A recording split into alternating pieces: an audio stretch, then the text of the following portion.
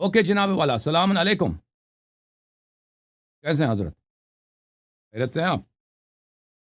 मैं आपके साथ हूँ मेरे अज़ीज़ सूट सूट वाले भाई। क्या है इसमें गिरामी जी, आपका? अस्सलाम वालेकुम, बताइए सब कैसे हैं? अल्लाह अल्लाह का ताला का एहसान है, अल्लाह ताला का एहसान है। आप सुनाएँ, आप खैरियत से हैं? जी, मेरा नाम अतहर है। जी बोलें, आप कैसे? जी हुक्म करें मेरे भाई।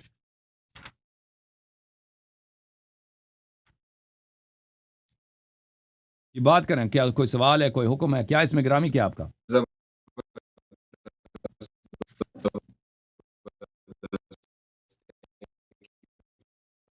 हुँ।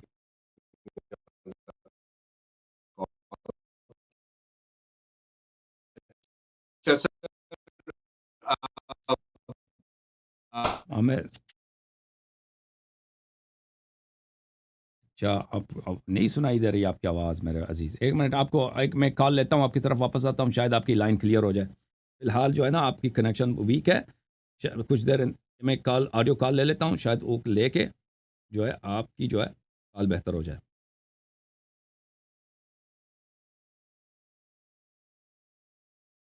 आपकी कॉल फ़िलहाल आवाज़ नहीं आ रही, बल्कि एक वीडियो कॉल लेते हैं।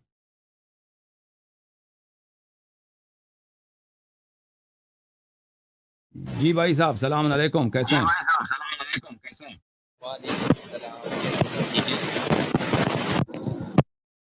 जी बात करें। बात जी करें। बात करें। आपको ये बात करें।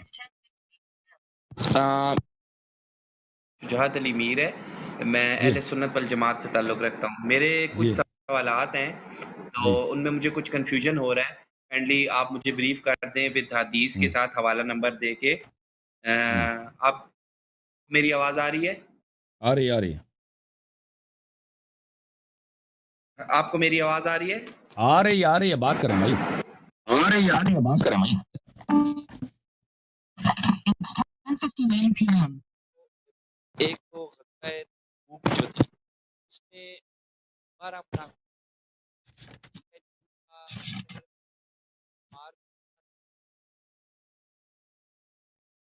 बताया था आपकी कि आवा इसको आपने राज़ आपकी रखा। आवाज़ बंद हो रही है और वापस आ रही है, नहीं इस तरह सही नहीं है। वो आपके माइक में कुछ प्रॉब्लम है मेरे अज़ीज़ में हम अपने पिछले वाले भाई कॉलर को लेके आते हैं। ओके भाई साहब। जी अज़ीज़, सलाम अलैकुम। क्या है इसमें गिरामी आपका? जी, वालेकुम अस्सलाम। मेरा नाम अतहर है सर। जी आपको अतहर आवाज़ भाई, आ रही है खैरियत अब? से हैं? अब बहुत क्लियर आ रही है। जी सर, बात करें। जी, मैं बिल्कुल ठीक-ठाक हूँ, आपकी तबीयत कैसी है? अल्हम्दुलिल्लाह, अल्लाह आपको इज़्ज़त हुक्म करें। Thank you sir. अच्छा सर, मैं ये चाह रहा था कि हम कोई डेकोरम सेट कर लें बात करने से पहले, ताकि मुझे भी आसानी हो जाए, आपको आसानी हो जाए जवाब। जो आप हुक्म करें वही हम जी, करेंगे। जी। आप हुक्म जी, करें। मैं ये सोच रहा था कि एक तो सर मैं आपकी आपकी इजाज़त से आपकी भी वीडियो रिकॉर्ड कर रहा हूँ, और दूसरा ये कि अ मैं आपके प्लेटफ़ॉर्म से कुछ सुन्नी लोगों से भी एड्रेस करना चाह रहा था कुछ चीज़, specially the challenge that you gave them, जो आपने उनको चैलेंज दिया हुआ है उससे रिगार्डिंग, जी अली सर, मिर्ज़ा जी हो सर। गए या मोहम्मद हिजाब हो जी, गए, जी। उससे अगर आप इजाज़त देंगे तो। जी, और बिस्मिल्लाह। तीसरा सर ये कि जो डेकोरम मैं सेट करना चाह रहा था उसमें ये है कि मैं शुरू में चंद क्वेश्चंस पूछ लूँगा आपसे। मैंने आपके ऑपरेटर से भी वो डिस्कस किए थे पहले, आपसे पूछने से जी, पहले, ताकि कोई प्रॉब्लम ना हो। और 1 ओके, मिनट का मैं सवाल करूँगा, आप मुझे बेशक 1 मिनट का जवाब दीजिएगा, और उसके बाद हम उसको फर्दर, ठीक है? ओके। जी, जी। ठीक, थैंक यू। अच्छा सर, पहले तो आपके प्लेटफ़ॉर्म से मैं उन सुन्नी हज़रत से तो ज़रूर बात करूँगा जो कि आपके प्लेटफ़ॉर्म पे आके बदतमीज़ी करते हैं, या जब दलील फ़ेल हो जाती है तो वो अ, रादर देन के दलील का दलील से जवाब दें, वो हुँ, उसमें उन दायरों को क्रॉस कर लेते हैं जो कि इस्लाम ने हमें दायरे नहीं दी। वो जी, उदू इला सबिली रब्बिका बिल हिकमति, वो कहीं से नज़र नहीं आ रहा होता। जी, तो और दूसरा कि अगर अली मिर्ज़ा के पास या मोहम्मद हिजाब के पास या किसी के पास भी अ, जवाब है, दलील है, हक़ है, सच है, तो उनको घबराना, शर्माना या भागना नहीं चाहिए आपके चैलेंज से। बल्कि अगर जी, उनको लगता है कि वो हक़ है, तो वो आपको भी बताना चाहिए और पूरी दुनिया को दिखाना चाहिए कि हम एक्सेप्ट करते हैं।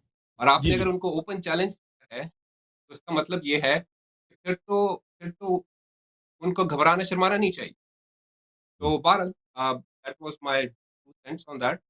اور اب اگر میں کوشچنس کی طرف آؤں سر تو میرا کچھ کوشچنس تھے اور میں کچھ سمجھنا چاہ رہا تھا شیعہ اسلام کو بھی، اور جی کچھ حد تک میں نے تھوڑا بہت سمجھا ہے، کچھ حد تک میں اور چاہ رہا تھا. تو میرے کچھ کوشچنز جی ایسے تھے سر کہ پہلا میرا کوشچن یہ ہے کہ سر حضرت علی سے کتنی احادیث ہمارے پاس ہیں جو ٹوٹل ہیں شیعہ اسلام میں اپروکسیمیٹلی؟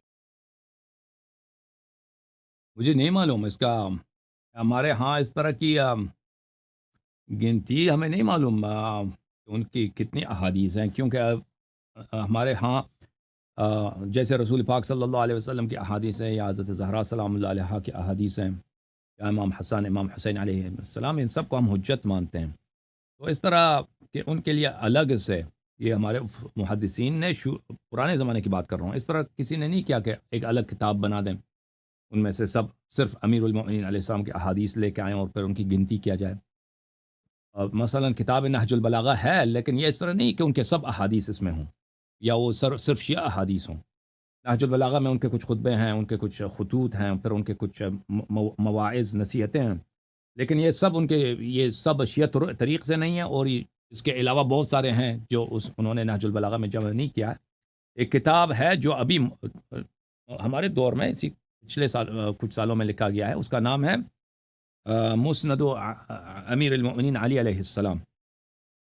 تو اس میں اس مصنف نے جو صرف امیر المؤمنین علیہ السلام کی جو احادیث ہیں انہوں نے جمع کی ہیں. میں آپ کی خدمت میں دکھا دیتا ہوں. یہ کتاب ہے مسند امیر المؤمنین علی علیہ السلام. یہ ہے، یہ اس کے 27 جلدیں ہیں، 27 جلدیں ہیں. اور بعض اس میں احادیث جو ہیں شیعہ طرق سے نہیں ہیں، انہوں نے جو مثلا مسند احمد میں ہے یا بخاری مسلم میں، وہ بھی انہوں نے وہ الگ سیکشن بنایا ہے، یعنی غیر شیعہ حدیث. لیکن اس کا جو بڑا سیکشن ہے وہی شیعوں کو کیا ہے کہ شیعہ طرق میں جو ان کے احادیث آئے ہیں. اور اس کی 27 مجلدات ہیں، لیکن اس میں ایسے احادیث بھی ہیں جو ان کے متعلق ہیں، جو امیر المؤمنین علی علیہ السلام کے متعلق ہیں، یعنی پیغمبر صلی اللہ علیہ وسلم نے جو ان کے متعلق فرمایا ہے. لیکن اس میں ایک بہت بڑا سیکشن ہے جو ان کے اپنے اقوال ہیں، اپنے افعال ہیں. لیکن اس میں گنتی اب مجھے نہیں معلوم کہ گنتی کیا ہو، کہ نمبرز کیا ہے، بہت زیادہ ہے. لیکن لازمی بات ہے کہ سب نہیں ہے، کیونکہ امیر المؤمنین علیہ الصلوۃ والسلام جب شہید ہوئے ہیں تو ان کی عمر 63 سال تھی. تو اس عرصے میں لازمی بات ہے انہوں نے بہت سارے جملے کہے ہیں، بہت سارے کام کیے ہیں، حرکات ہیں، عبادات ہیں، ان کے نمازیں ہیں، ان کی دعائیں ہیں. وہ سب کا سب تو تاریخ میں وہ جو ہیں اگر رجسٹر ہوا، وہ ریکارڈ ہوا تو اس کا ہم ادعا نہیں کرتے، لیکن بہت ہے، لیکن سب نہیں ہے ہمارے پاس. اور تعداد کی کتنی ہے وہ ہم نہیں جانتے. جی ہو سکتا ہے مثلا کہ اگر کوئی شخص بیٹھ کے اس کو کیلکولیٹر لے کے اس کو گنتی کرنا چاہے، وہ ممکن ہے مختلف سورسز سے، لیکن مجھے نہیں معلوم کہ کسی نے ایسا کوئی کوشش کیا ہے ابھی تک. جی اس میں بہت سارا کچھ ایسا بھی ہے جس میں انہوں نے یہ بھی فرمایا ہے کہ یہ نبی اکرم صلی اللہ علیہ وسلم نے ایسے فرمایا تھا اور وہ جی پھر آگے پاس آن ہوا. رائٹ جی انہوں نے سر، بہت سارے احادیث ہیں جو انہوں نے نقل کیا ہے. جی ہاں رائٹ. تو اس میں میرا کوشچن یہ بھی تھا کہ نبی اکرم صلی اللہ علیہ وسلم کے جو خطبے ہیں جمعے کے، جو انہوں نے اپنی نبوت سے ٹل ڈیتھ دیے ہیں، وہ کیا شیعہ اسلام میں موجود ہیں؟ اور کیا جو حضرت علی نے خطبے دیے ہیں جمعے کے وہ بھی آپ کے پاس محفوظ؟ اور رسول پاک صلی اللہ علیہ وسلم کے جو خطبات ہیں وہ ہمارے پاس کافی تعداد میں ہیں. ہم نہیں کہہ سکتے کہ سب خطبے ہیں، بہت سارے خطبے ہیں ان کے. امیر المؤمنین علیہ السلام کے بھی خطبے ہیں، لیکن لازمی بات ہے وہ سب ریکارڈڈ نہیں ہمارے پاس. جو ریکارڈ ہو اس زمانے میں لوگوں نے کیے ہیں. اور بعد میں یہ بھی ہوا ہے کہ آپ کو پتہ ہے کہ پرنٹنگ پریس جو ہے اسلامی دنیا میں ایک نئی چیز ہے. پرنٹنگ پریس یعنی 400 سال پہلے تو یورپ کے پاس بھی نہیں تھا نا. سب سے پہلے تو چائنا کے پاس تھا 2000-3000 سال پہلے، لیکن اسلامی ملکوں میں یہ نہیں تھا. چائنا سے پہلے پریس جو ہے پرنٹنگ پریس وہاں گیا ہے، یورپ گیا ہے. پھر یورپ میں پرنٹنگ شروع ہوا ہے 16 سینچری میں اور 16ویں صدی میں، اور وہ محدود تعداد میں کتابیں چھپتی تھیں. پھر جب مسلمانوں نے کتابیں چھاپنا شروع کی، یہ تو بہت ریسنٹ ہے، 200 سال 250 سال ہو رہے ہیں کہ مسلمانوں نے کتابیں چھاپنا شروع کی ہیں.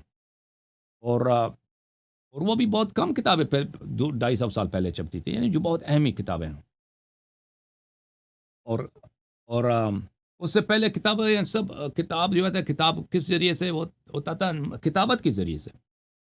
یعنی اگر آپ کو بخاری کا ایک نسخہ چاہیے تو آپ خود اس کو، لیکن آپ کو نسخہ دے دیتا تو آپ کے لیے ضروری تھا کہ بسم اللہ سے لے کر آخر تک آپ لکھ دیں، اس کو خود کاپی کر دیں.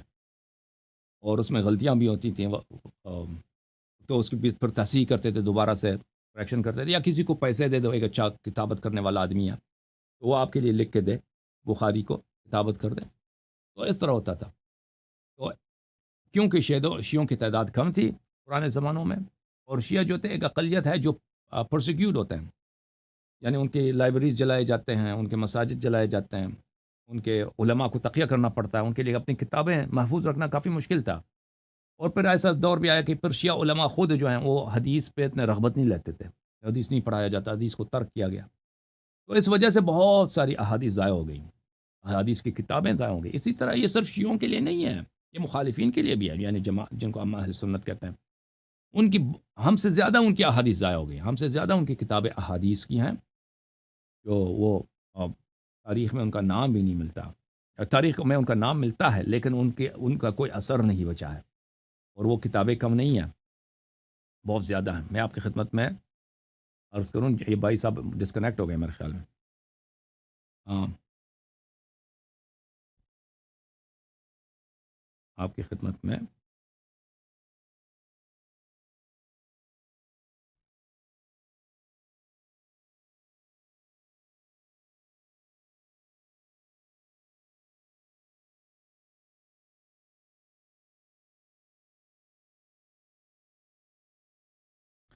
یہ کتاب میرے ملاحظہ فرمائیے عزیزو، یہ کتاب ہے الجامع لاخلاق الراوی و آداب السامع، تالیف الحافظ الخطیب البغدادی. ابو بکر بغدادی جو ہے نا، کتاب ہے تاریخ بغداد کا، بہت بڑا محدث ہے. اخلاق راوی، اخلاق محدث کے موضوع پر اس پہ لکھا ہے. یہاں پہ صفحہ نمبر 301 میں ہادی تسمیت کتب کتب کتب کتب کتب سبق المتقدمون الیہا ویستحب لصاحب الحدیث ان یخرج علیہا. یہ وہ احادیث ہیں جو پرانے زمانے میں یہ کتابیں موجود تھیں اور مستحب ہے کہ اس کتابوں سے نقل کیا جائے. تو یہاں پر بہت ساری کتابوں کا ذکر کرتے ہیں. یہاں پر مصنفات علی ابن المدینی، علی ابن المدینی صاحب کی جو مصنفات ہیں، ملاحظہ فرمائیں، ہادی اسامی کتب علی ابن المدینی، کتاب الاسامی والکنہ، کتاب ثمانیہ، کتاب الضعفاء، کتاب المدلسین، کتاب اول من نظر في الرجال وفحص عنهم، کتاب طبقات، کتاب ذکر کرتا ہے. وجميع هذه الكتب قد انقرضت ولم نقف على شيء منها.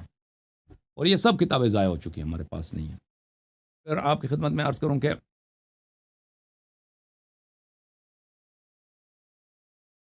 یہ کتاب الروائع من حضارتنا، تالیف الدکتور مصطفیٰ السباعی. کتاب چھپی ہے ریاض میں سنہ 1999 میں. یہاں پر صفحہ نمبر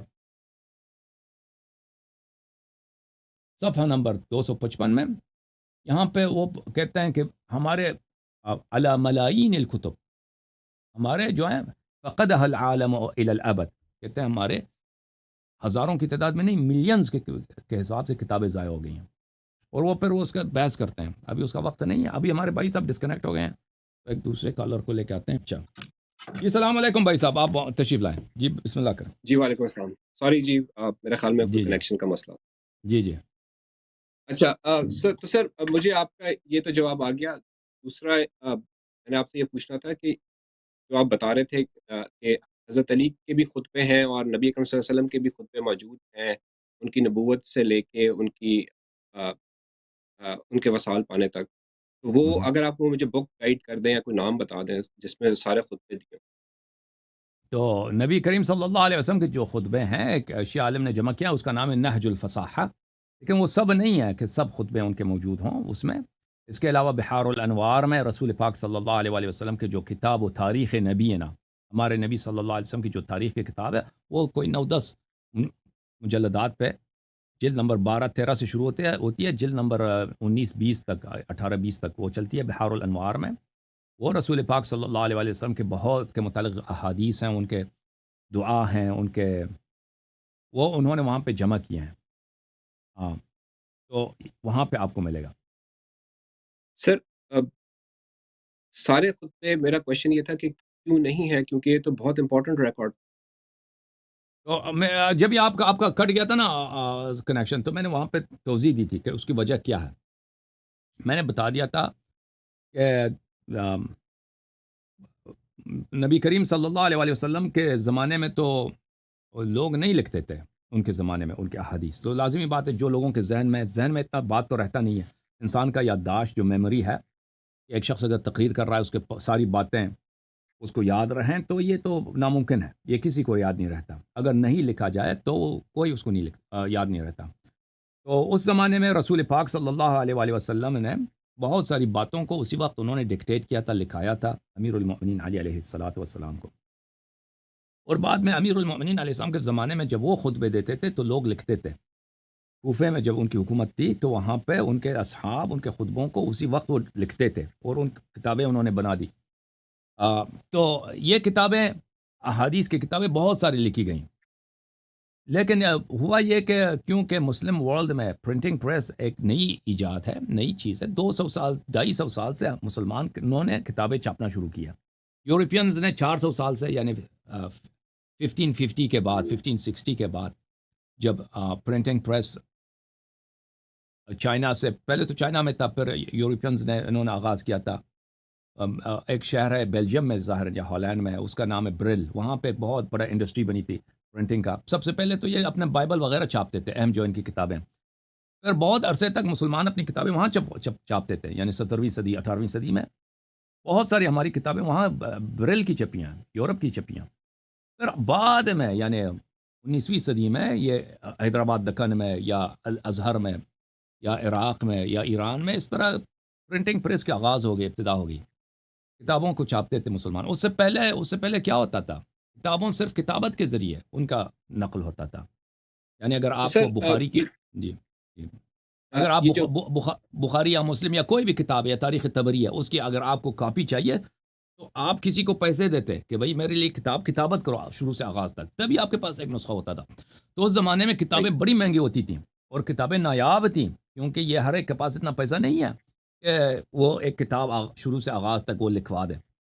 تو اس لیے کتابیں محدود پیمانے پہ تھیں، اور بہت ساری کتابیں جو ہیں اسی لیے کہ کتاب کو رکھنا، کتاب کو محفوظ رکھنا یہ مشکل کام تھا. بہت ساری کتابیں ضائع ہو گئیں، بہت ساری کتابیں جو غیر اہم تھی، مثلا سینٹرل نہیں ہے کسی مذہب میں، اس کی اہمیت جو ہے اس طرح نہیں کہ دن رات انسان کو ضرورت ہو، علماء کو اس کی ضرورت ہو، تو وہ کتابیں جو ہیں نایاب ہوتی گئیں اور ان کے نسخے پر ختم ہو گئے، پھر لوگوں کو نہیں ملے. اور یہ صرف شیعہ مذہب میں نہیں ہے، ہمارے جو بھائی اہل سنت کہلاتے ہیں ان کی مذہب میں ہم سے زیادہ ہے. ان کے ریسرچرز خود کہتے ہیں کہ مثلا اسپین میں اندلس کہتے ہیں اسے، اندلس میں انکویزیشن کے وقت جب یورپینز نے وہاں کو قبضہ کیا تھا اور مسلمانوں کا انہوں نے زبردستی کنورٹ کرایا کرسچینٹی کی طرف، ان لوگوں نے ایسی لاکھوں کی تعداد میں وہاں پہ کتابیں تھیں جو کہیں نہیں تھیں. یعنی ایجپٹ میں نہیں تھا، بخارا میں نہیں تھا، عراق میں نہیں تھا، یہاں کی لائبریریز میں نہیں تھی. وہ سب کتابیں ضائع ہو گئی، جلا دیا، کرسچنز نے جلا دیا. تو سر یہ جو سنیوں کی احادیث کی کتابیں ہیں وہ تو اورل ٹرانسمیشن پہ زیادہ آ رہی ہیں، ٹھیک ہے، اور شیعوں میں کلیم یہ ہے کہ جی وہ ریٹن ٹرانسمیشن پہ زیادہ ہیں. تو اگر آپ یہ کہہ رہے ہیں کہ نبی اکرم صلی اللہ علیہ وسلم کے ٹائم پہ وہ لکھت پڑھت نہیں ہوتی تھی، تو پھر اس سائڈ پہ بھی تو پھر وہ اورل ہی ہو جاتا نا، وہ ریٹن ٹرانسمیشن تو نہیں ہوتی ہے اس ٹائم. تو یہ بات یہ ہے کہ نبی کریم صلی اللہ علیہ وسلم کی جو احادیث ہمارے پاس ہیں وہ اہل بیت علیہ السلام کے تھرو ہیں. مثلا امام رضا علیہ السلام فرماتے ہیں کہ میں نے اپنے والد امام کاظم علیہ السلام سے سنا، انہوں نے اپنے والد امام جعفر صادق علیہ السلام سے. تو یہ جو گرچہ یہ اورل ہے، لیکن ایک ایسا اورل ہے کہ اس کے چین معصوم ہے، یہ انفیلیبل ہیں، یہ مسٹیک نہیں کر سکتے، یہ ایرر نہیں کر سکتے، یہ بھول نہیں سکتے. تو اس لیے تو ان کا جو کہنا ہے وہ کسی کی لکھائی سے زیادہ، کسی کے اگر کوئی ٹرانسکرپٹ اس زمانے میں لکھتا اس سے زیادہ قابل اطمینان اور ٹرسٹ وردی ہے. ٹھیک سر، میرا دوسرا کوشچن یہ تھا کہ قرآن میں آج ہمارے پاس قرآن ہے وہ کیا مکمل فارم میں ہے؟ کیونکہ میں نے آپ کا ایک سنا تھا، اس میں آپ نے کہا تھا کہ 87% of the Quran is missing and 13% is the one that we have right now. تو وہ کیا میری انڈرسٹینڈ جی سر دیکھیں 87% جو میں نے کہا ہے غلط ہے یا میں بتاتا ہوں. قرآن ہے، سوری جی I'll explain.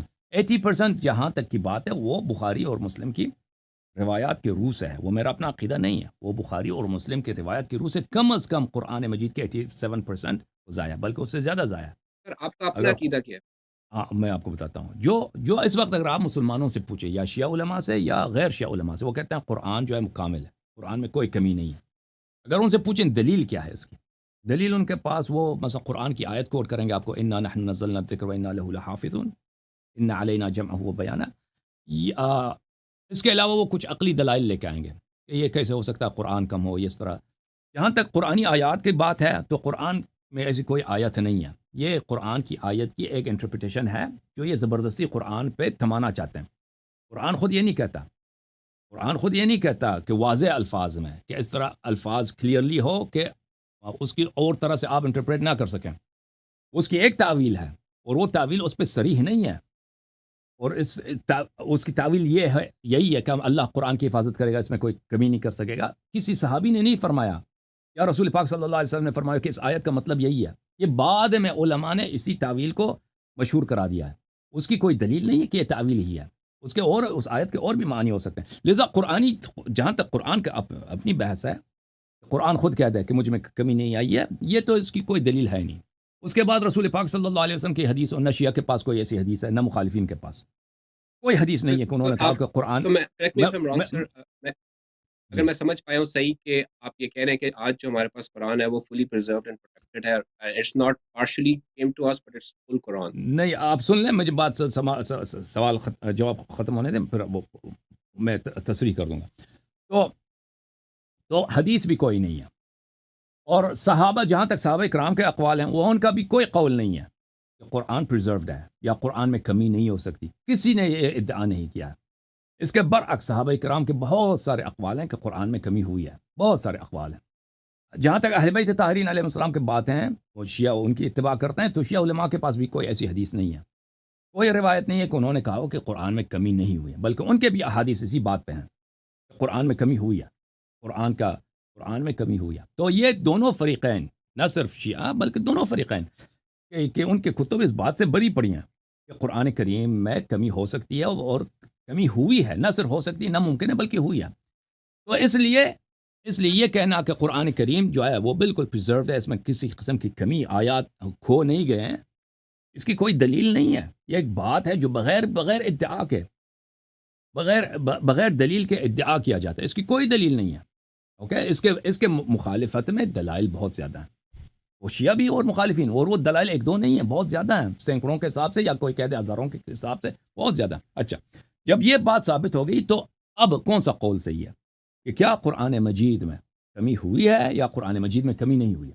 تو لازمی بات ہے وہی جو دلیل کے ساتھ ہے، جو پروفس، جس کی طرف آپ کو ڈائریکٹ کر رہا ہے، جس کے ایویڈنس ہے، اس بات کے ایویڈنس کہ قرآن مجید میں کمی نہیں ہوئی ہے، یہ اس بات کی کوئی ایویڈنس نہیں ہے۔ اس بات کی کہ اگر کہا جائے کہ قرآن کریم میں سے آیات کھو گئے ہیں، اس کا ترتیب جو ہے بھی وہ نہیں ہے، وہ تو بالکل واضح بات ہے کہ اس کی ترتیب وہ نہیں ہے جو رسول پاک صلی اللہ علیہ وسلم پہ نازل ہوئی، یہ تو سبھی جانتے ہیں۔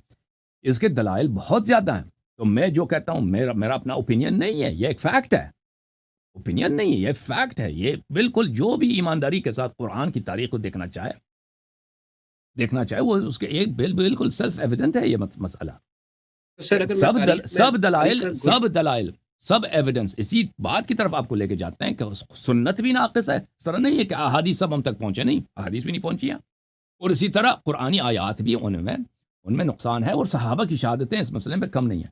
اب کتنا، اس میں سے آپ نے کہا 87%، اب اہل بیت علیہ السلام کے احادیث میں اس طرح نہیں ہے کہ اس میں سے کتنا ناقص ہے، وہ 87% ایک کیلکولیشن ہے، ایک آسان سی کیلکولیشن ہے جو آپ بخاری مسلم سے کر سکتے ہیں، اور وہ بھی کم ہے۔ بخاری مسلم سے اگر آپ اندازہ لگائیں تو 87 سے زیادہ مفقود ہے قرآن کی، 90 سے بھی زیادہ % مفقود ہے قرآن مجید کی، اور وہ احادیث اس طرح نہیں ہے کہ وہ میں نے ان کو کھینچ کے، میں نے ان کو غلط انٹرپریٹ کر کے ان سے یہ نکالا ہے، بلکہ وہ اس مسئلے پہ تصریح کرتے ہیں، اور اسی لیے ہے کہ کوئی عالم نہیں آتا مجھے چیلنج کرنے کے لیے، نہ شیعہ علماء نہ وہ غیر شیعہ علماء اس بات کو چیلنج کرنے نہیں آتے، کیونکہ جو بھی پہلی بات ہے کہ علماء کو نہیں پتہ یہ باتیں، وہ پڑھتے نہیں ہیں، اس پہ ریسرچ نہیں کرتے، لیکن جب وہ میری بات سنتے ہیں تو پھر کہتے ہیں آپ اس کے مقابلے کے لیے آتے ہیں، دلیل لے کے آتے ہیں، پھر جب کتابوں میں وہ جاتے ہیں ریسرچ کرنے کے لیے، پھر ان کو دلیل کوئی نہیں ملتی کہ ہم قرآن کی پریزرویشن کے لیے ہم یہاں پہ آ کے ثابت کریں، پھر وہ نہیں آتے اسی لیے۔ جی سر بولیں آپ۔ تو سر میرا اب جتنی میری انڈرسٹینڈنگ ہے، جو میں نے ہسٹری سے بھی دیکھا ہے، تو اس میں جو پرابلم آ رہی ہے وہ یہاں سے آ رہی ہے کہ حضرت عثمان نے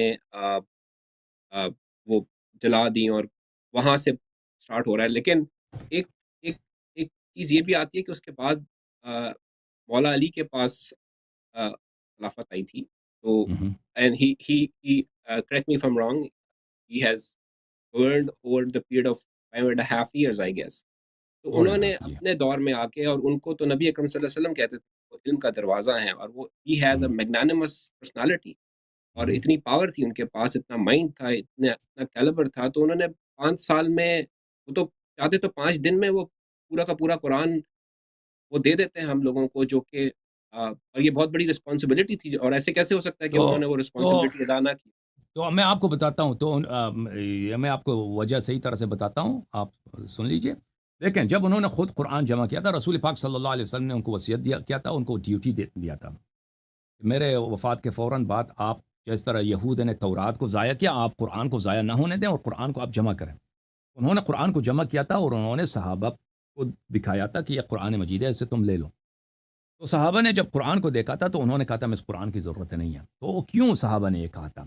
صحابہ نے خود، انہوں نے اپنی ایک انڈیور انڈرٹیک کیا ہے کہ ہم خود قرآن جمع کریں۔ اس کی وجہ یہ ہے، اور پھر اس بات کا جواب بھی ملے گا کہ امیر المؤمنین علیہ السلام نے وہ قرآن کیوں ظاہر نہیں کیا اپنے دور خلافت میں، کیونکہ اس میں ایسی باتیں تھیں وجوہات کے بنا پر کہ صحابہ نے، ابو بکر، عمر، ان کے خلافت نے، گورنمنٹ نے اس زمانے میں اس قرآن کو ایکسیپٹ نہیں کیا تھا، کیونکہ اس میں ایسی باتیں تھیں، اس میں ایسے آیات تھیں، ایسی باتیں تھیں کہ وہاں پہ صراحت کے ساتھ قریش کی مذمت میں۔ قریش کون ہے؟ قریش وہی ایلیٹ ہے جو اب رسول پاک صلی اللہ علیہ وسلم کے بعد ان کی خلافت ہے، ان کی حکومت ہے۔ تو ان کے جو ہیروز ہیں، ان کے جو بزرگ حضرات ہیں، ان کے خلاف وہاں پہ صراحت کے ساتھ ہے، اور ابو بکر، عمر کے وہاں پہ نام لے کر وہ ایسی باتیں ہیں کہ ان کی بے عزتی کی بات ہے کہ وہ انہوں نے ان کی مذمت میں جو آیات ہیں وہاں پہ ان کے نام لے کر اور صراحت کے ساتھ، اور اہل بیت علیہ السلام کی امامت کے بہت سارے دلائل وہاں پر، تو انہوں نے اسی لیے کہا تھا کہ ہمیں یہ منظور نہیں، ہمیں نہیں چاہیے۔ تو جب امیر المؤمنین علیہ السلام کی حکومت آئی تھی تو وہ زمانہ وہ تھا کہ وہاں پہ بغاوت کا زمانہ تھا۔ وہ ابھی ان کی بیعت ہوئی تھی مدینے میں، تو انہوں نے سب سے پہلے کام جو کیا تھا، انہوں نے کہا کہ معاویہ عزل ہے، معاویہ جو ہے اس کو ہم ہٹا دیتے ہیں عہدے سے۔ معاویہ نے نہیں مانا، معاویہ نے بہانہ اٹھایا کہ میں نے عثمان کا انتقام لینا ہے، حالانکہ وہ عثمان کا، اس کو حق نہیں بنتا ہے کہ وہ عثمان کا انتقام لے لے، لیکن کیونکہ وہ اپنا گورنمنٹ نہیں چھوڑنا چاہتا تھا، کیونکہ اس کی بادشاہت تھی، شام جو تھا مدینے سے زیادہ طاقتور تھا اس وقت، شام جو تھا مدینے سے اکانومی میں، انڈسٹری میں، کلچر میں، اور اسی طرح مین پاور میں، انسانی قوت افراد میں، وہ مدینے سے بہت زیادہ پاورفل تھا۔ تو وہ اس سے پہلے وہی شام Roman empire, east Roman empire کا وہ دار الخلافہ تھا، وہ ایسٹ رومن امپائر کو چھوٹی حکومت تو نہیں تھی، وہ دنیا کی سپر پاور تھی۔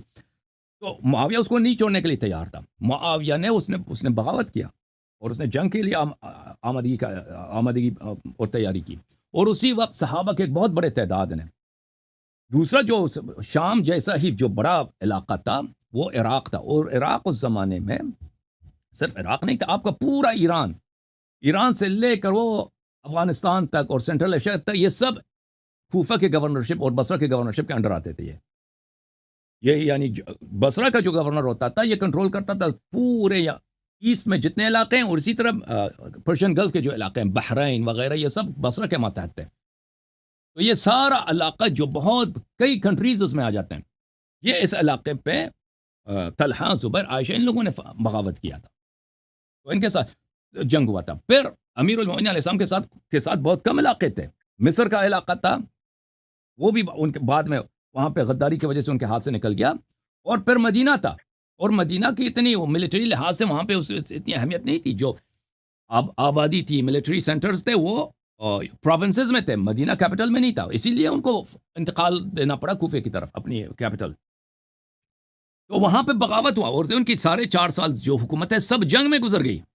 ان کے اپنے خطبے موجود ہیں کہ انہوں نے فرمایا کہ مجھ سے پہلے جو خلفات ہیں انہوں نے جو کامیں کی ہیں، نماز انہوں نے چینج کیا ہے، اذان ان لوگوں نے چینج کیا ہے، تراویح کا انہوں نے بدعت کا آغاز کیا ہے، انہوں نے حج تبدیل کیا ہے، حج کے اعمال چینج کیے، انہوں نے مقام ابراہیم علیہ السلام خانہ کعبہ کے ساتھ ان کو چینج کیا، لیکن میں ان کو تبدیل نہیں کر سکتا، میں ان کو واپس نہیں کر سکتا. کیوں؟ لوگ اس کی تحمل نہیں کریں گے، کیونکہ اس زمانے میں جو لوگ مسلمان ہوئے تھے وہ ان میں سے 95% لوگ ابوبکر عمر عثمان کے زمانے میں مسلمان ہوئے تھے، اور وہ ابوبکر عمر کی بڑی وہ عزت کرتے تھے، ان کو جس طرح نبی صلی اللہ علیہ وسلم کی عزت ہے اسی طرح وہ عزت دیتے تھے. کوئی کسی شخص کی جرأت نہیں تھی کہ وہ ابوبکر کے کسی حکم یا عمر کے کسی حکم کی مخالفت کرے. تو اس وقت امیر المؤمنین علیہ السلام کے لیے بالکل پاسبل نہیں تھا کہ وہ ایک ایسے قرآن کو ایکسپوز کریں کہ اس میں، بلکہ میں آپ کو ایک اور واقعہ سنا دوں. معاویہ جو تھا، کیونکہ امیر المؤمنین علیہ السلام کی دور حکومت میں ان کے اپنے جو پیروکار تھے، جن لوگوں نے ان کے ساتھ بیعت کی تھی، وہ اس طرح نہیں تھے کہ وہ ان کو منصوص کے طور پہ خلیفہ مانتے تھے. نہیں، وہ کہتے تھے سب سے پہلا جو اصلی خلیفہ ہے وہ ابو بکر ہیں، پھر عمر ہیں، پھر عثمان. ان کی خلافت صحیح ہے لیکن بعد میں عثمان خراب ہو گئے تھے، اسی لیے ہم نے ان کے خلاف بغاوت کیا، اور اب علی علیہ السلام کے ساتھ اس لیے کہ ہم نے بیعت کی ہے، اس لیے یہ خلیفہ ہیں. لیکن وہ ابو بکر عمر کو افضل مانتے تھے، بہتر خلیفہ مانتے تھے. تو امیر المؤمنین علیہ السلام اپنے خطبوں میں، پبلک خطبوں میں، وہ کبھی ابو بکر عمر کی برائی بیان نہیں کرتے تھے، کیونکہ ان کو پتا تھا کہ اگر میں ان کی برائی بیان کروں گا تو یہی جو میرے ساتھ ہیں یہ پولیٹیکلی میرے لیے یہ بھی چلے جائیں گے، مجھے چھوڑ دیں گے. اور معاویہ کو اس بات کا پتا تھا، اور معاویہ اسی بات پہ بار بار امیر المؤمنین علیہ السلام کو خط بھیجتا تھا، اور ان کے جو خطوط ہوتے تھے یہ پبلک ہوتے تھے، یہ لوگوں کے لیے پڑھائے جاتے تھے کہ آپ جو ہیں وہی تو ہیں کہ ابو بکر کی خلافت کو نہیں مانتے تھے. ہمیں یاد ہے کہ آپ نے ابو بکر کے ساتھ بیعت نہیں کیا، ابو بکر سے آپ حسادت رکھتے تھے، اور آپ کو ان لوگوں نے اس طرح کھینچ کے زبردستی لے کے آئے تھے، آپ کے گھر پہ حملہ کر کے آپ کو لے کے آئے تھے تاکہ آپ سے بیعت لیا جائے. پھر عمر کے آپ مخالف تھے، اور آج بھی جو ہیں آپ ابو بکر عمر سے حسادت کرتے ہیں. اور یہ بار بار یہ شراح ہے نہج البلاغہ، جن لوگوں نے نہج البلاغہ کی شرح لکھی ہے، ان لوگوں نے تصریح کیا کہ یہ معاویہ کی جانب سے ایک پولیٹیکل منور تھا، تاکہ ایک طرف سے تو علی علیہ السلام انکار نہیں کر سکتے کہ میں نے ان کے ساتھ بیعت نہیں کیا تھا، اور دوسری طرف سے وہ جھوٹ بھی نہیں کہہ سکتے کہ بھائی، اور وہ دوسری طرف سے سچ بھی نہیں کہہ سکتے کہ میں ابو بکر عمر خلیفہ نہیں تھے، میں خلیفہ تھا اصلی، کیونکہ پھر تو ان کے اپنے لوگ ان کو چھوڑ دیں گے. اسی لیے معاویہ یہ پروپیگنڈا کرتا تھا. تو عرض یہ ہے کہ اس زمانے میں ان کے لیے بالکل ناممکن تھا، امیر المؤمنین علیہ السلام کے لیے، کہ وہ صحابہ کے خلاف جو پہلے گزرے ہیں، ابو بکر عمر، ان کے خلاف وہ بات کرے، گفتگو کرے، کہ جائے یہ کہ وہ قرآن کی صورتیں نکال دیں. وہ اس کو کوئی مانتا بھی نہیں تھا. اگر وہ نکال بھی دیتے نا، اس سے وہی ہوتا تھا کہ سب لوگ معاویہ سے مل جاتے اور وہ خود شہید ہو جاتے اپنے اہل خانہ کے ساتھ. مانتا کوئی نہیں تھا، تو ان کے لیے پاسبل بھی نہیں تھا. انہوں نے خود بھی شروع سے یہی کہا تھا کہ جب انہوں نے رسول پاک صلی اللہ علیہ وسلم کے وفات کے بعد جب انہوں نے قرآن اپنا دکھایا تھا، اپنا مصحف دکھایا تھا صحابہ کو، تو انہوں نے کہا تھا کہ ہمیں آپ کا مصحف نہیں چاہیے. تو انہوں نے فرمایا تھا اگر میں آج یہاں سے مصحف لے کے جاؤں تو پھر تم اسے کبھی نہیں دیکھو گے جب تک مہدی علیہ السلام ظہور کریں گے، اس وقت تک یہ مصحف تم نہیں دیکھو. انہوں نے کہا تھا میں ضرورت نہیں، لے کے جاؤ. تو وجہ یہی ہے کہ مسلمانوں کی حالت یہ نہیں تھی کہ وہ، اب بھی مسلمانوں کی حالت نہیں ہے. ابھی ہم بخاری مسلم سے بہت ساری بات، بلکہ ابھی ہم قرآن سے ثابت کرتے ہیں. مثلا قرآن مجید کی آیت صریح ہے کہ تم پیروں کی مسح کرو. قرآن مجید کی آیت صریح ہے کہ متعہ جائز ہے، عورتوں سے متعہ کرنا، یہ قرآن کی آیت ہے. فَمَسْتَمْتَعْتُمْ بِهِ مِنْهُنَّ فَآتُوهُنَّ أُجُورَهُنَّ فَرِيضَةً. قرآن کے اس کو نہیں مانتے مسلمان، نہیں مانتے. صحابہ کے اقوال موجود ہے کہ فَمَسْتَمْتَعْتُمْ بِهِ مِنْهُنَّ فَآتُوهُنَّ أُجُورَهُنَّ فَرِيضَةً. یہ متعہ نکاح ٹیمپرری نکاح کے لیے، نکاح مؤجل، نکاح مؤقت کے صحابہ نہیں مانتے مسلمان. تو کیا اگر امیر المؤمنین علیہ السلام ایسی بات کو ظاہر کرتے، کوئی مانتا؟ کوئی نہیں مانتا. لیکن سر ایک کوشچن یہاں پہ پیدا یہ ہوتا وہاں ہے پہ کہ معاف کیجیے گا اس زمانے میں عمرو بن عاص کی ملاقات ہوئی عائشہ سے ایک زمانے میں. اس نے کہا تھا کہ کاش، اس نے عمرو بن عاص جو معاویہ کا وزیر تھا، ساتھی تھا، مشیر تھا، اس نے کہا تھا کہ کاش تو قتل ہوتی جمل میں. اگر تو جمل میں قتل ہوتی تو ہمارے لیے کتنی اچھی بات ہوتی. پھر ہم عثمان کو چھوڑ کے آپ کے خون کا بہانہ اٹھاتے کہ دیکھو علی نے عائشہ کو قتل کیا، عائشہ کا انتقام لے لو، افسوس کہ تو قتل نہیں ہوا. ٹھیک ہے نا. تو وہ زمانہ ایسا تھا، ان کو امیر المومنین علیہ السلام کے جو مخالف تھے ان کو اس بات کی بہت، وہ اسی انتظار میں تھے کہ یہ کوئی ایسا جملہ کہہ دیں ابو بکر کے خلاف، عمر کے خلاف، ان کی خلافت کو باطل کرنے، تاکہ ہم زیادہ سے زیادہ ان کے لوگوں کو ان سے دور کریں اور یہ بالکل اکیلے رہ جائیں. اوکے، بسم اللہ. جی سر. سر اب میری انڈرسٹینڈنگ تھوڑی سی قرآن سے یہ ہے کہ first of all don't conceal the truth, secondly stand firm with the truth, and third کہ یہ بھی ہو سکتا ہے کہ اس راہ میں آپ کی جان بھی چلی جائے، ڈونٹ وری. ٹھیک ہے، تو وہاں پہ اتنے کیلیبر کے لوگ گردنیں کٹوا دیتے تھے صرف سچ کے پیچھے، رادر دین کہ وہ یہ دیکھیں کہ کوئی مسلحت ہو اس میں یا کچھ اور ہو، کیونکہ وہ تو بیسکلی قرآن کا معاملہ تھا. تو اس کو آپ کیسے دیکھتے ہیں؟ تو میرے بھائی، میرے عزیز، عرض یہی کیا نا کہ ان کے لیے پاسبل نہیں تھا. اگر وہ چاہتے کہ دین بالکل خاتمہ ہو، وہ سب، یعنی اگر معاویہ ملیٹریلی امیر المومنین علیہ السلام کو شکست دے دیتے، یعنی لوگ ساتھ چھوڑ دیتے، معاویہ ملیٹریلی شکست دے دیتے امیر المومنین علیہ السلام کو، وہی جو امام حسین علیہ السلام کے ساتھ کربلا ہو، وہی بہت بڑے پیمانے کے ساتھ اہل بیت علیہ السلام میں اس زمانے کے میں ہوتا. یعنی یہ سب قتل ہو جاتے، یہ سب مر جاتے، قتل ہو جاتے، اور ان کے جتنے ماننے والے ہیں وہ صرف کربلا میں تو صرف میدان میں شہید ہو گئے نا. لیکن اگر یہ سن 38 میں، 39 میں یہی بات کوفے میں پیش آ جاتی، وہ کوفے میں داخل ہو جاتے، تو اس طرح نہیں تھا کہ وہ صرف میدان جنگ میں جن لوگوں کو، وہ ہر ایک کو مار دیتے، ہر ایک کو مارتے، مدینے میں بھی، کوفے میں بھی، بصرے میں بھی، جہاں بھی امیر المومنین علیہ السلام کے ماننے والے تھے، شیعہ تھے، ان کو مارتے تھے. اس کی وجہ یہی تھی کہ یہ ان کو یہ سب قتل ہو جاتے. پھر نہ اس قرآن کو، جس کام کے لیے انہوں نے اپنے آپ کو مروایا ہے، اس قرآن کو تو کوئی نہیں مانتا.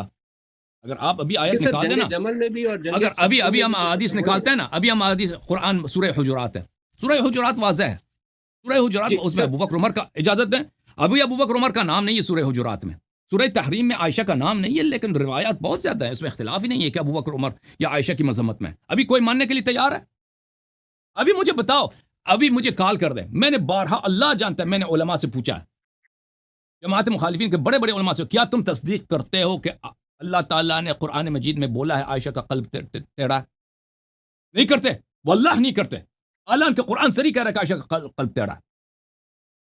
آپ پوچھیں ان لوگوں سے کہہ دیں یہ آیات جو سورہ حجرات میں ہیں، اب نام نہیں ہے، ان کے صفات ہیں، اور وہ بہت ان کے شان نزول بھی واضح ہے. آپ تصدیق کرتے ہیں؟ دیکھیں وہ تصدیق کرنے کے لیے تیار نہیں ہے. اگر یہ ہوتا نا بھائی صاحب کہ امیر المؤمنین علیہ الصلوۃ والسلام شہید ہو جاتے لیکن لوگ ہدایت پا جاتے، ٹھیک ہے، پھر بات بنتی، وہ شہادت کو قبول کرتا ہے، لوگوں کی ہدایت، پھر بات ٹھیک تھی. لیکن اگر وہ شہید بھی ہو جاتے پھر کوئی مانتا بھی نہیں، ٹھیک ہے نا.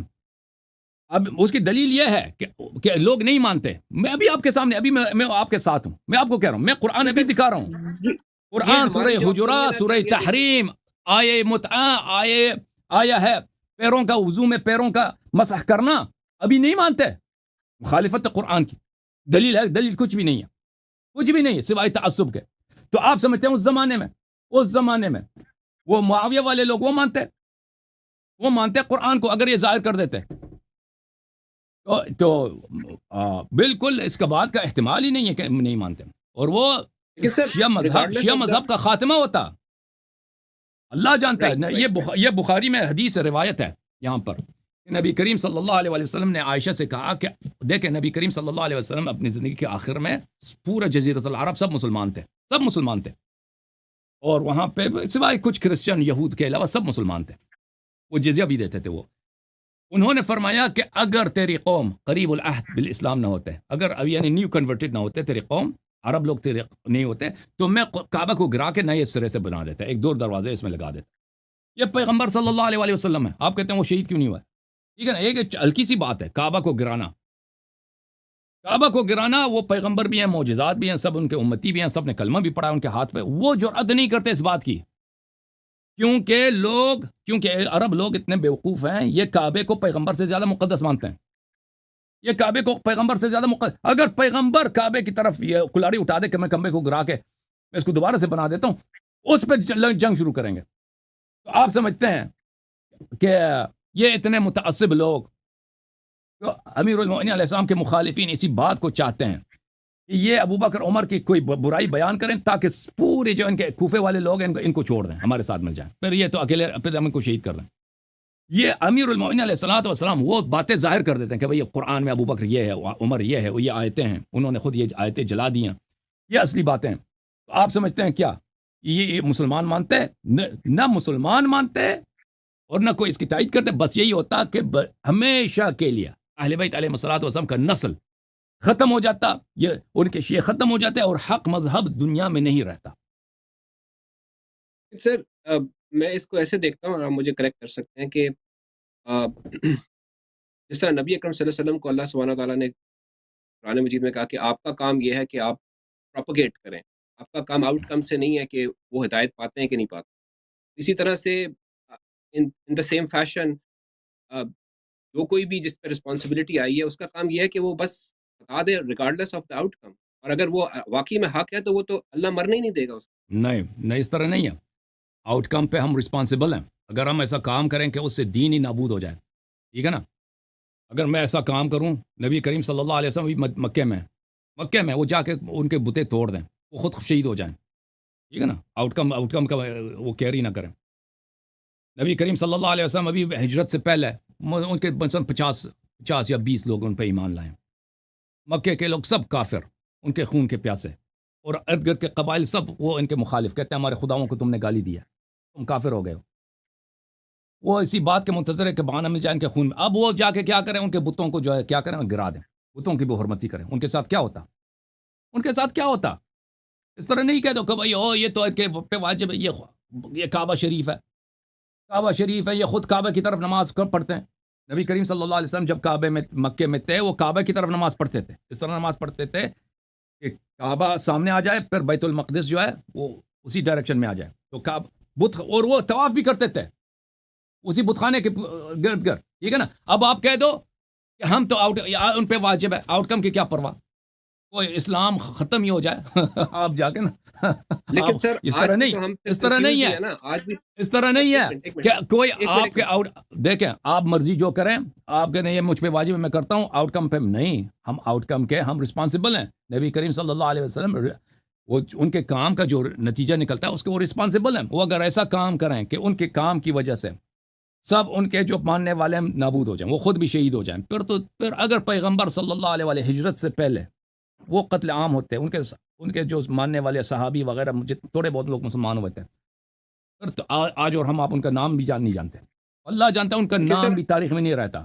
جی سر، لیکن آج بھی تو ہم اس بات کو مان رہے ہیں نا کہ ہمارے پاس ہمارا دین مکمل نہیں آ پایا، قرآن ہو یا باقی چیزیں ہوں، تو ابھی بھی کون سا کوئی ہم نے وہ اچیو کر لیا جو ہمیں کرنا چاہیے تھا۔ یہ مسلمانوں کی وجہ سے نا، تو یہ تو اگر یہ نبی صلی اللہ علیہ وسلم کی قصور نہیں ہے، اللہ کا قصور نہیں، جب مسلمانوں نے یہ کیا کہ انہوں نے سب ضائع کر دیا، تو یہ تو ہونا ہی ہونا تھا۔ لیکن سر آپ یہ دلیل دے رہے ہیں نا کہ حضرت علی نے اس لیے نہیں کیا کیونکہ ان کو مصلحت اس میں نظر آئی کہ اگر وہ ایسا کرتے تو اسلام مر جاتا، ٹھیک ہے، کمپلیٹلی۔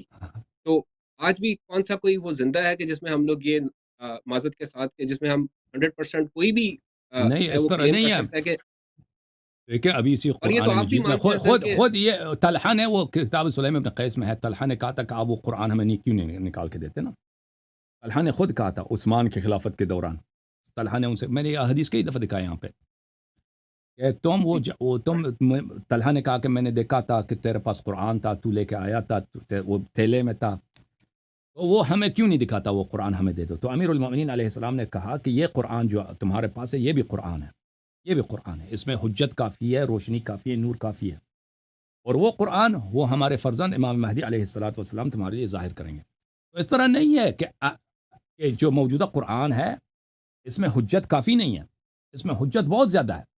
کوئی حق کی پہچان کرنا چاہے تو اس میں حجت بہت زیادہ ہے، اگر اس میں کوئی ایسی باتیں ہیں جو ہمیں دقیق سے نہیں معلوم ایگزیکٹلی کہ وہ کس مقام پر ہیں، لیکن اہل بیت علیہ السلام کے بہت سارے احادیث ہیں کہ فلان مقام پہ اس طرح تھا، تو وہاں پہ اسم کے ساتھ تھا، نام کے ساتھ تھا، اہل بیت علیہ السلام کے غاصبین کا نام تھا، یا اہل بیت علیہ السلام کے امامت کے دلائل تھے، تو ان کو اگر گورنمنٹ اس وقت کے گورنمنٹ میں نے ریکارڈ نہیں ہونے دیا بلکہ اس کے ریکارڈ کو ان لوگوں نے محو کیا ہے، تو یہ ان کا ظلم ہے، نہ کہ یہ اہل بیت علیہ الصلوۃ والسلام کا کام ہے۔ اہل بیت علیہ الصلوۃ والسلام ایک ایسے سچویشن میں تھے کہ وہ ہمیشہ کربلا ان پہ دوبارہ تکرار ہونے کی وہ ڈر تھا، کربلا جی ہمیشہ دوبارہ سر، ایک دفعہ تو ان کے ساتھ ہوا۔ I'll move on to the G next question in the same G regards کہ یہ جس طرح سنی اسلام میں آپ مجھے کریکٹ کر سکتے ہیں کیونکہ آپ کی کافی زیادہ ریسرچ ہے، اب they are confused on a thing کہ قرآن میں کتنی آیتیں ایبروگیٹڈ ہیں، ناسخ و منسوخ کے کانسیپٹ میں ہوں کوئی کہتا ہے 5 ہیں، کوئی کہتا ہے 17 کے 19 ہیں، کوئی کہتا ہے 63 ہیں، ہوں 120 and the number goes to 500، ٹھیک ہے، جی and none of them can clearly say کہ کتنی ہیں، ٹھیک ہے، اچھا تو کیا شیعہ مذہب میں بھی ناسخ و منسوخ کا کانسیپٹ ہے؟ اور اگر جی ہے بالکل تو آپ بتا جی سکتے ہیں کہ قرآن مجید میں کتنی آیتیں ہیں جو کہ اس دائرے میں آتی ہیں، اور کتنی ہے جن کا جو قرآن میں ہے اور اس کی اپلیکیبلٹی نہیں ہے، اور کتنی ہے جو کہ قرآن میں نہیں ہے اور ہم اس کی خالی تلاوت کر سکتے ہیں، یا I don't understand that concept basically، اگر آپ اس پہ کوئی تو روشنی قرآن ڈالیں۔ مجید میں ناسخ و منسوخ بلا شک بلا ریب ہے، وہ تو اس میں شک ہی نہیں ہے۔ اہل بیت علیہ السلام کے احادیث میں بہت ہے کہ فلان آیا منسوخ ہو چکا ہے، اس کی ناسخ یہ ہے۔ اب اس کی تعداد کتنی ہے مجھے نہیں معلوم، میں نے اس کی طرف کبھی ریسرچ نہیں کی ہے، شاید ہو سکتا ہے شیعہ علماء نے کہیں یہ جمع کیا ہو سکتا ہے وہ کتنے ہیں، بلکہ بہت یہ محتمل ہے کہ کسی نے جمع کیا ہو، لیکن مجھے دقیق سے نہیں معلوم، ایگزیکٹلی نہیں معلوم کہ اس کے نمبرز کتنے ہیں، لیکن یہ ثابت ہے۔ اور اہل بیت علیہ السلام نے بہت اس کے احادیث بہت زیادہ ہیں کہ انہوں نے فرمایا کہ فلاں آیا منسوخ ہے، اس کا ناسخ یہ ہے۔ جی ہاں ٹھیک، تو اور میں نے یہ بھی دیکھا ہے کہ احادیث میں بھی کچھ احادیث ایسی ہیں جو کہ منسوخ ہو جاتی ہیں، وہ بھی ہاں ٹھیک ہے، دونوں جی مذہب میں یہی آتا ہے، بالکل بالکل بالکل حدیث بھی منسوخ ہو سکتا ہے۔ رائٹ۔ اور دوسرا سر ایک سوال میرا یہ بھی تھا آپ سے کہ کیا آپ سنیوں کی جو کتابیں ہیں جو جن کو نارملی یہ لوگ سیاستہ کا نام دیتے ہیں، اس کو بھی آپ وہی کا درجہ دیتے ہیں کہ نہیں دیتے، یا آپ اپنی کتابوں کو صرف وہی کا؟ تو اس میں سے جو وہ احادیث دیکھیں جو دیکھیں آپ جس انداز سے مخالفین کے ہاں احادیث جمع ہوئی ہیں ان کو آپ دیکھ لیں تو وہ ہمارے نزدیک معتبر نہیں ہے، ان کا کوئی اعتبار نہیں ہے۔ اگر واقعاً ثابت ہو جائے کہ کوئی حدیث اس میں ہے جو پیغمبر صلی اللہ علیہ وسلم نے واقعاً وہ عمل انجام دیا یا کیا ہے، کیونکہ وہ متواترات میں سے ہے، یا مثلاً وہ اہل بیت علیہ السلام نے اس حدیث کی تائید کی، تو بلا شک ہم کہیں گے یہ صحیح ہے، یہ ٹرو ہے، یہ اس کے اعتبار ہے۔ لیکن اگر ایسا نہیں ہے تو ہم نہیں کہتے اس کا اعتبار ہے۔ تو وہ ڈیپینڈ کرتا ہے کس حدیث کی بات کرتے ہیں۔ ہم صرف جو کتب ستہ ہیں نہ اس کو سب کو باطل سمجھتے ہیں، نہ اس سب کو حق سمجھتے ہیں۔ اس میں سے جو حق ہے علمی معیار کے ساتھ، یعنی ہم یقین سے کہہ سکتے ہیں کہ یہ واقعاً صحیح ہے۔ اگر اس کی کوئی ایویڈنس ہے تو ہم کہہ دیں گے کہ یہ صحیح ہے، یہ حق ہے۔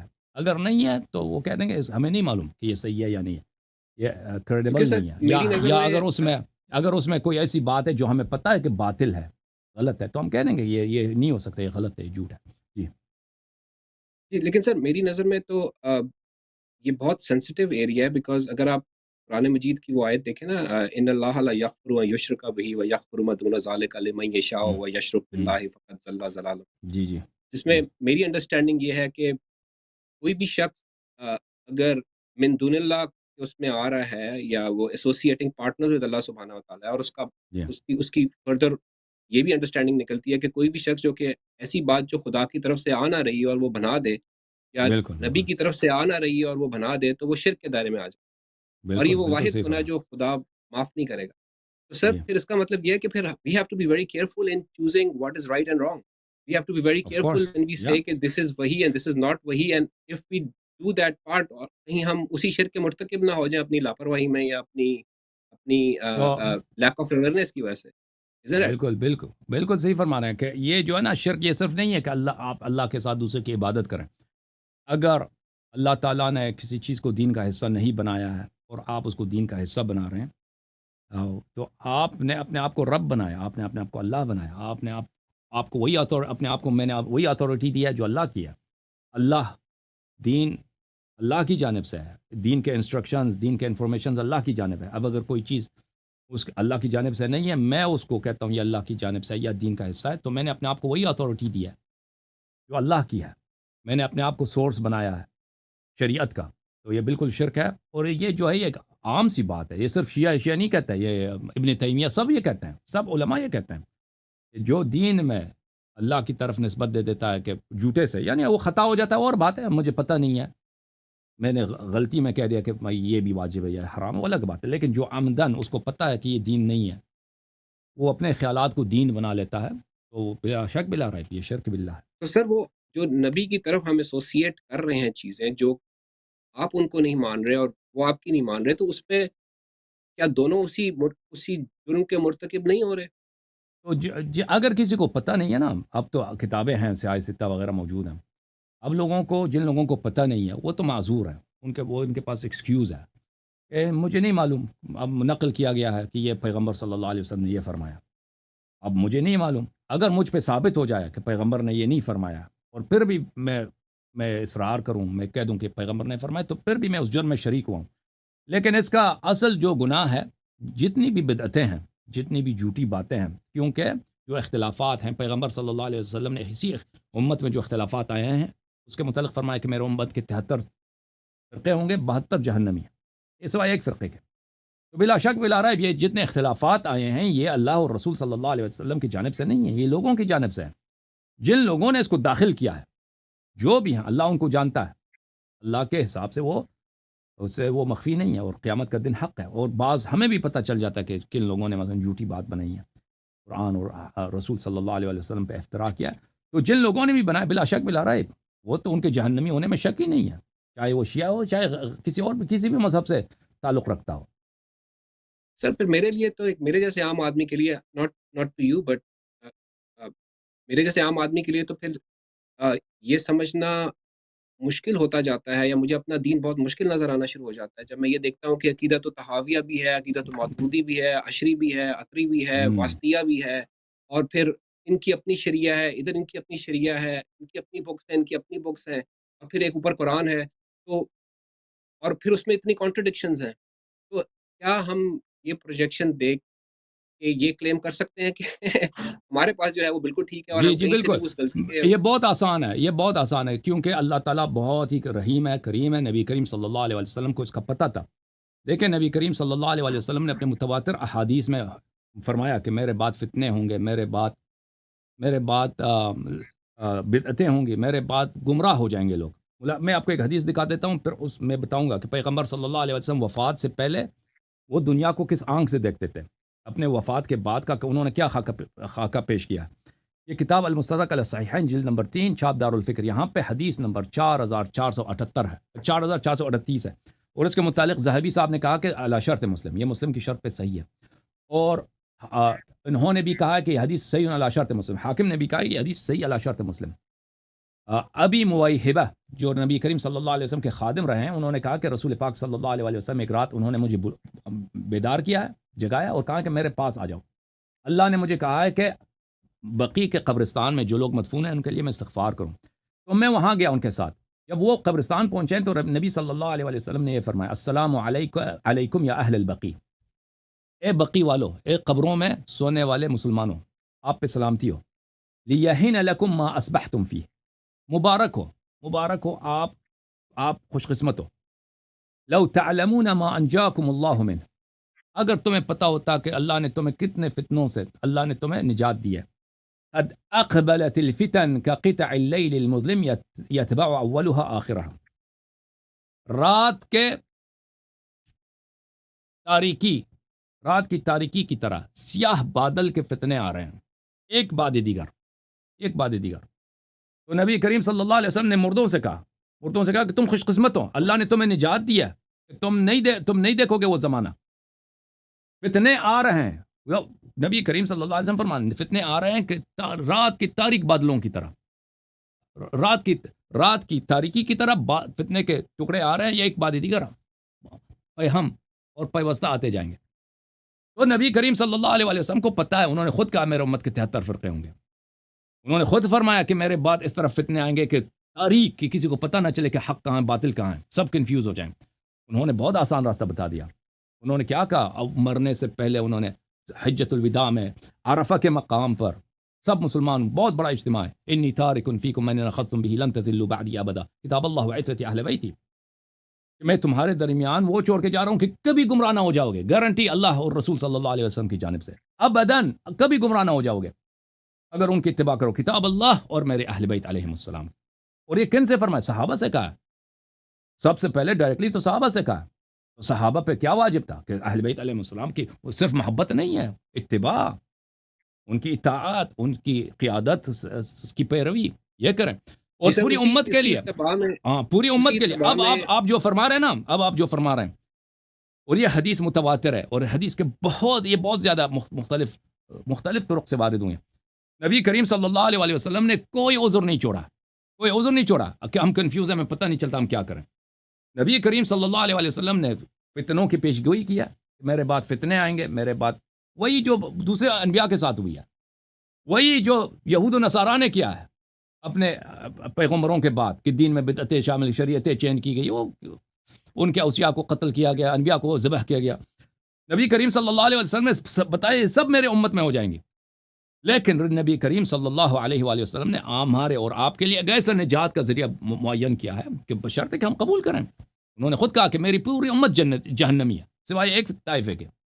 وہ طائفہ کون سا ہے؟ وہی جو قرآن اور اہل بیت علیہ السلام کی اتباع کرے گی۔ اوکے سر بولیں۔ ٹھیک ہے سر، وہ تو کلیئر ہے، لیکن میں یہ جس لائک میں آپ کا ایک کلپ سن رہا تھا، اس میں آپ نے، اور مجھے کریکٹ کیجیے گا اگر میں آپ کو مس کوٹ کر رہا ہوں، اس میں آپ نے یہ کہا تھا کہ آپ کا اپنا اختلاف ہے آپ کے اپنے اسکول آف تھاٹ کے لوگوں سے کافی جی لارجلی، اور آپ کا اپنا ماننا ہے کہ آپ کے اپنے اسکول آف تھاٹ میں بھی بدعتیں ہیں، ٹھیک ہے؟ جی تو اور ان کی جو آپ ہی کے اسکول آف تھاٹ کے اسکالرز ہیں وہ اس کے اپوزٹ بات، تو تو تو پھر آپ کیسے فگر آؤٹ کرتے ہیں کہ جو آپ فگر ہیں آؤٹ یہ ہے، وہ اس کو فگر آؤٹ یہ ہے کہ اسکالرز جو ہیں وہ حق و باطل کے معیار نہیں ہوتے۔ اسکالرز کی کوئی اہمیت نہیں ہے۔ اسکالرز ایک عام آدمی کی طرح، وہ غلط بھی کہہ سکتا ہے، وہ گناہ بھی کر سکتا ہے، وہ جھوٹ بھی کہہ سکتا ہے، وہ دنیا کے لیے، وہ دنیا کو معلوم ہے کہ اسکالرز بھائی پیسے لے کے فتوے دیتے ہیں، پیسے دے کے وہ کسی کا عورت بنا دیتے ہیں، طلاق کراتے ہیں، نکاح، وہ اس کا یہ سارا فتنہ اسکالرز ہی تو شاید دنیا میں۔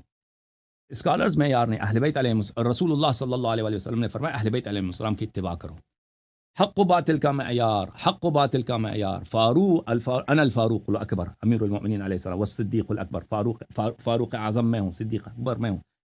فاروق جو ہے اہل بیت، حق و باطل کے درمیان تمیز کا کیا طریقہ کار ہے؟ میں شیعوں کو کہہ رہا ہوں، اہل بیت علیہم السلام، یہ نہیں پتہ، یہ حق و باطل کا اس سے پتہ نہیں چلتا کہ سیستانی کا فتویٰ کیا ہے یا خامنئی کا فتویٰ کیا ہے۔ یہ آپ کا امام نہیں ہے، یہ نبی کریم صلی اللہ علیہ وسلم کے خلفاء نہیں ہے، نبی کریم صلی اللہ علیہ وسلم کا جانشین، ان کے بعد آپ کے ہادی ائمہ طاہرین علیہ السلام ہے۔ کسی بھی اختلافی مسئلے پر، چاہے شیعہ اور غیر شیعہ کے درمیان ہو، چاہے شیعوں کے درمیان اختلافی مسئلہ ہو، حق وہی ہے جو اہل بیت علیہ السلام نے فرمایا۔ جس کے بعد اہل بیت علیہ السلام کی جانب سے حجت ہے، دلیل ہے، وہی حق پر ہے۔ تو میرا جتنے اختلافات ہیں میرے شیعہ مذہب کے جو علماء ان کے ساتھ، وہ ان باتوں پر ہیں جو انہوں نے خود بنائے دین میں، انہوں نے خود دین میں داخل کیے ہیں، بدعتیں داخل کی ہیں، اور اس کے پرچار کرتے ہیں، اس کی تبلیغ کرتے ہیں، اور کسی کو سوال کرنے بھی نہیں دیتے۔ اس کو سوال کریں تو آپ جو ہیں وہ امریکہ کے ایجنٹ بن جاتے ہیں، برطانیہ کے ایجنٹ بن جاتے ہیں، یا مثلا آپ بیوقوف ہیں، جاہل ہیں، آپ کو ہزار گالی دیتے ہیں لیکن ان اختلافات کے طے کرنے کا اور ان کو حل کرنے کا یہ نہیں ہے کہ آپ کسی کو گالی دے دیں، اس کو برطانیہ امریکہ کا ایجنٹ بنا دیں۔ اس کا یہ ہے کہ آپ دیکھیں شیعہ بھائی، یہاں پر اہل بیت علیہ السلام نے کیا فرمایا، ٹھیک ہے نا؟ وہ لوگ اللہ نے لوگوں کو عقل دی ہے، اگر آپ کے پاس دلیل ہے، آپ آ کے اس کو ایکسپلین کریں، لوگوں کو سمجھ آئے گا کہ آپ صحیح کہہ رہے ہیں۔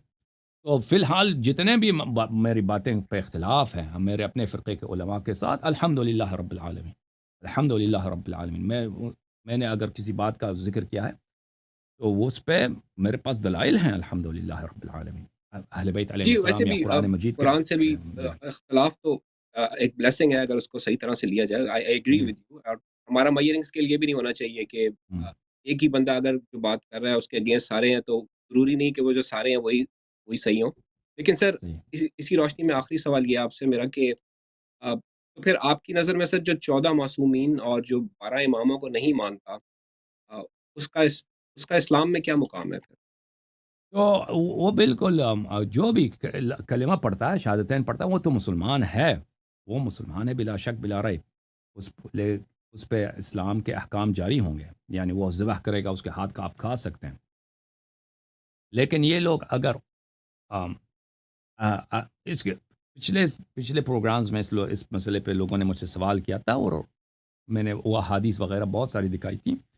دیکھیں قرآن مجید کے آیت بھی میں آپ کو دکھا دوں کہ اللہ تعالیٰ نہ صرف مسلمانوں کے لیے بلکہ کفار کے لیے بھی آ،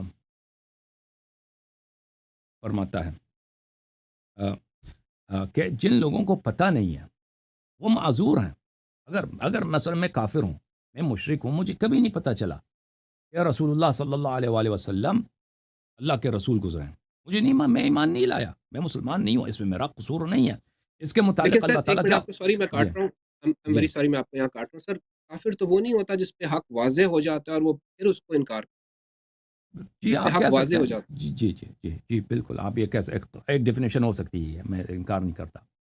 تو آپ کی خدمت میں عرض کروں،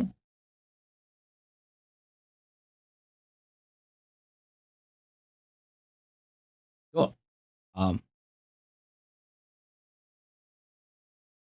اللہ تعالیٰ قرآن مجید میں سورہ نساء میں یہ فرماتا ہے، آپ جا کے بعد میں اس کو زیادہ غور سے، زیادہ تفصیل سے آپ دیکھ لیں. بلے إلا المستضعفين من الرجال والنساء والولدان لا يستطيعون حيلة ولا يهتدون السبيل فأولئك عسى الله أن يعفو عنهم وكان الله عفوا غفورا. کہ جو لوگ ایمان نہیں لائے، مسلمان نہیں ہوئے، وہ بیچارے بہت ہی سادے لوگ ہیں، ان کو پتہ نہیں چلتا کہ حق کیا ہے. عورت ہے اپنے گھر میں بیٹھی ہے، مسلمان نہیں ہوئی، یا بچے ہیں، ان کو نہیں پتہ چلتا کہ ہم مسلمان ہو جائیں، ٹھیک ہے نا. یا وہ ہجرت نہیں کر سکتے، ہجرت نہ کرنے کی وجہ سے وہ بت پرستی پہ مجبور ہو جاتے ہیں. فَأُولَٰئِكَ عَسَى اللَّهُ أَن يَعْفُوَ عَنْهُمْ. ہمارے احادیث میں ہے، اہل بیت علیہ السلام کے احادیث میں، عصا کا مطلب ہے عربی زبان میں امید، ہو سکتا ہے، امید ہے، probably. احادیث میں ہے کہ اللہ کے لیے جب لفظ عصا آتا ہے تو اس کا مطلب ہے کہ حتماً یہ ہوگا، حتماً اللہ یہ کرے گا، اللہ ان کو معاف کرے گا. یہاں پہ کس کو اللہ معافی کا وعدہ دے رہا ہے؟ وہ مشرک جو بت پرست ہیں، لیکن ان کو نہیں پتہ چلا کہ رسول اللہ صلی اللہ علیہ وسلم برحق ہے. وکان اللہ عفوا غفورا، اللہ بہت ہی بخشنے والا ہے.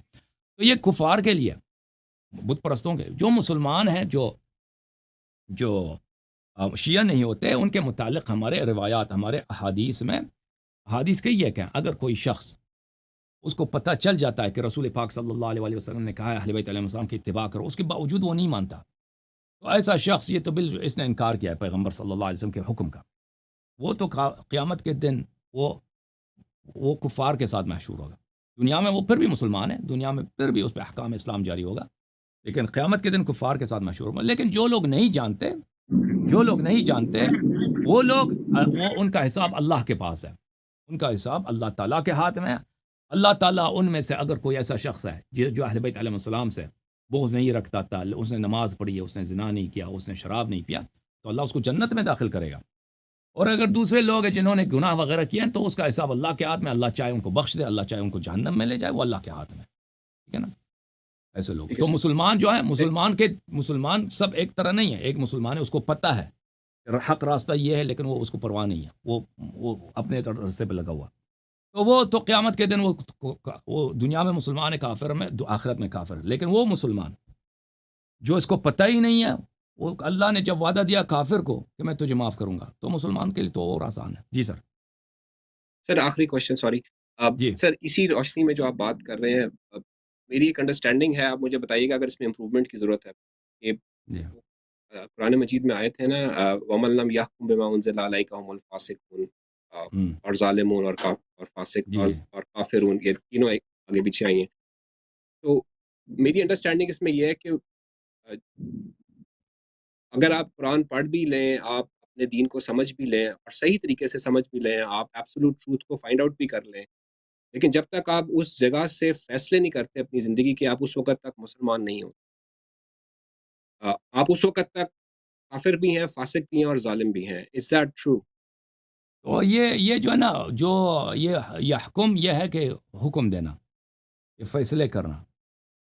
یہ اس آیا کا زیادہ تر یہ ہے کہ جو دینی معاملے میں کوئی فیصلہ سناتا ہے، کوئی ادعا کرتا ہے، وہ ما انزل اللہ کے موافق نہیں ہوتا، ما انزل اللہ کے موافق نہیں ہوتا. مثلا میں 2 عورتیں میرے پاس آئی ہیں، کہتے ہیں یہ اس پہ وہ آپس میں نزاع کر رہی ہیں، میں نے فیصلہ سنا دیا ما انزل اللہ کے خلاف، تو میں ظالم بھی ہوں، فاسق بھی ہوں، کافر بھی ہوں. یا میں نے ان کو ایک ایسی چیز بتائی ہے جو کہ قرآن میں نہیں ہے. تو لیکن یہ گناہوں کے متعلق یہ نہیں ہے کہ انسان مثلا میں نے نماز پڑھ دی ہے، میں نے نماز نہیں پڑھا، یہ اس پہ یہ فسق ہے جو نماز نہیں پڑھتا، یا مثلا کوئی وہ کام جو اللہ نے کہا ہے آپ زنا نہ کرو، کوئی شخص جا کے زنا کرتا ہے، اس پہ یہ آیت اس کے متعلق نہیں ہے کہ فیصلہ سناتا ہے. ٹھیک ہے نا، جو فیصلہ سناتا ہے، جو ایک پوزیشن اختیار کرتا ہے دینی معاملات میں، یہ ایسا ہے. اب ایک شخص نماز نہیں پڑھتا، وہ تو نہیں کہتا نماز واجب نہیں، وہ کہتا نماز واجب ہے لیکن میں بعد میں پڑھ لیں گے. ٹھیک ہے، وہ کوئی دینی فیصلہ نہیں سنا رہا. کوئی دین کی باتوں میں یا لوگوں کے نزاعات کے معاملے میں کوئی ایسا فیصلہ سنا دے، کوئی ایسا پرنسپل قائم کر دے، کوئی ایسے ادعا کر دے، تو وہ فاولئک هم الکافرون یا ظالمون یا فاسقون ہے. آیا جو ہے، آیا کا مطلب ہے من لم یحکم، حکم یحکموں کا مطلب ہے فیصلہ سنانا، فیصلہ سنانا. اب انسان اپنی زندگی میں اپنے عقائد میں وہ اللہ کے جو نزول شدہ حقیقت ہے، اللہ کی جانب سے جو وحی اور دین نازل ہوئے، اس کے مطابق وہ اپنے عقائد نہیں بناتا، تو اس کے مطابق بھی آپ کہہ سکتے ہیں کہ یہ اس کو بھی سمیٹ لیتا ہے. ہو سکتا ہے اس طرح کہہ دیں. جی شور. So thank you very much for your time. Okay, thank It's you a for coming. It was a pleasure. May Allah bless you. Thank you.